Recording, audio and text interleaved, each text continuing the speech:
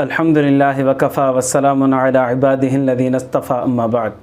میرا معزز محترم اور مکرم مجاہد اور موحد بھائیوں، دوستوں اور بزرگوں،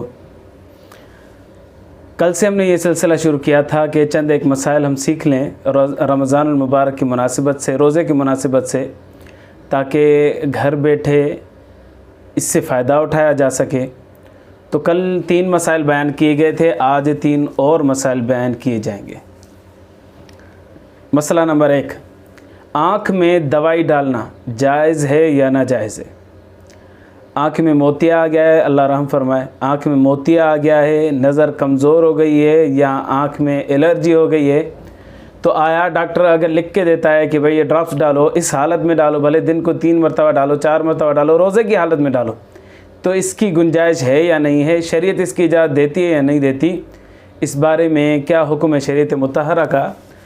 تو اس کا جواب یہی ہے کہ آنکھ میں دوائی ڈالنا جائز ہے۔ روزے کی حالت میں اگر کوئی کسی بھی مسئلے کے پیش نظر آنکھ میں دوائی ڈالتا ہے تو اس کی گنجائش ہے، روزے پر کسی قسم کا کوئی بھی اثر نہیں پڑے گا، روزہ خراب نہیں ہوگا، روزہ ٹوٹے گا نہیں۔ ایک مسئلہ، رمضان المبارک کا مہینہ ہے، لوگ رو رو کر دعائیں مانگ رہے ہیں، دکھنے میں نظر آ رہا ہے۔ تو کبھی کبھار ایسے بھی ہوتا ہے کہ آنکھوں سے آنسو نکلے، رخساروں پر آئے اور یہ کراس کرتے کرتے منہ میں چلے گئے، اور منہ میں جانے کے بعد یہ اندر چلے گئے، تو آیا اس سے روزہ ٹوٹے گا یا نہیں ٹوٹے گا؟ تو اس کا جواب یہ ہے کہ 1-2 قطرہ اگر منہ میں چلا گیا ہے تو وہ معاف ہے، اس سے روزہ نہیں ٹوٹے گا۔ اگر اس سے زیادہ قطرے منہ میں چلے گئے ہیں تو اس سے روزہ ٹوٹ جائے گا، رمضان کے بعد اس روزے کی قضا کرنا لازم ہو جائے گی۔ اگر کوئی اللہ کا بندہ تہجد میں اٹھا ہے، تہجد نماز پڑھی ہے، اس کے بعد رو رو کر دعا مانگ رہا ہے، اللہ کو راضی کر رہا ہے، اس کو پتہ ہی نہیں چلا کہ اس کی آنکھوں سے قطرے بہہ رہے ہیں جو منہ میں جا رہے ہیں۔ اگر 1-2 قطرے تھے تو پھر وہ تو معاف ہیں، اور 1-2 قطرے سے زیادہ قطرے آ گئے اور پھر وہ حلق کے اندر نیچے چلے گئے تو اس سے روزہ فاسد ہو جائے گا، ٹوٹ جائے گا، اس کی قضا لازم ہو جائے گی۔ تیسرا مسئلہ، روزہ رکھا ہم نے، صبح کو سحری کے وقت روزہ رکھا، فجر نماز پڑھی، تلاوت کی، اشراق پڑھی اور پھر سو گئے۔ مرد تھا، خاتون تھی، عورت تھی، کوئی بھی تھا، سو گئے۔ سونے کے بعد جب وہ اٹھا یا اٹھی تو اس کو احتلام ہو چکا تھا، اب اس کا روزہ ٹوٹ گیا یا روزہ باقی ہے، یا کیا کرنا چاہیے؟ تو اس کا جواب یہ ہے کہ روزے کی حالت میں اگر احتلام پڑ جاتا ہے تو اس سے روزہ نہیں ٹوٹتا، روزہ اپنی جگہ پر باقی ہے۔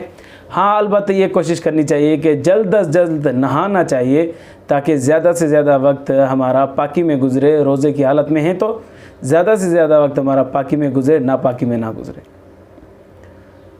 معاملہ دونوں کے ساتھ ہوتا ہے، مرد کے ساتھ یہ معاملہ ہوتا ہے، خواتین کے ساتھ بھی معاملہ یہ ہوتا ہے، تو دونوں کو چاہیے کہ جلد از جلد اٹھ کر غسل کریں، نہا لیں، اور تاکہ وہ پلیتی والی جو حالت ہے، ناپاکی والی جو حالت ہے، اس سے نجات حاصل ہو جائے۔ اچھا، کبھی کبھار ایسے بھی ہوتا ہے کہ احتلام ہو گیا، اگلا بندہ سمجھنے لگا کہ میرا روزہ ٹوٹ گیا، پھر اس نے کھانا پینا شروع کر دیا۔ اصل مسئلہ تو یہی ہے کہ روزہ ٹوٹے گا نہیں، لیکن اس نے سمجھا روزہ ٹوٹ گیا اور اس نے کھانا پینا شروع کر دیا، اب کیا کریں؟ تو اس کا جواب یہ ہے کہ اس کا اب واقعتاً روزہ ٹوٹ گیا، اس روزے کی اس کو قضا کرنی ہوگی رمضان المبارک کے بعد، کفارہ اس پر نہیں آئے گا، رمضان المبارک کے بعد اس روزے کی قضا کرنا لازم ہوگی۔ اور جب سے کھانا شروع کیا، جیسے ہی پتہ چلا مسئلے کا، تو پھر کھانا پینا بھی بند کرنا ہے تا آکے افطاری کے وقت تک، یعنی روزے داروں کی طرح ہی زندگی سارا دن گزارنا ہے، اور پھر رمضان کے بعد اس کی قضا بھی کرنی ہے، لیکن اس آدمی کے اوپر کفارہ نہیں آئے گا۔ تو یہ 3 مسئلے تھے جو بیان کرنے تھے۔ اللہ تبارک سے دعا ہے کہ ہمیں شریعت مطہرہ سمجھنے کی توفیق عطا فرمائے، اس پر عمل کرنے کی توفیق عطا فرمائے۔ اللہ ایمان کی زندگی ایمان پر موت نصیب فرمائے۔ آخر دعوانا ان الحمد للہ رب العالمین۔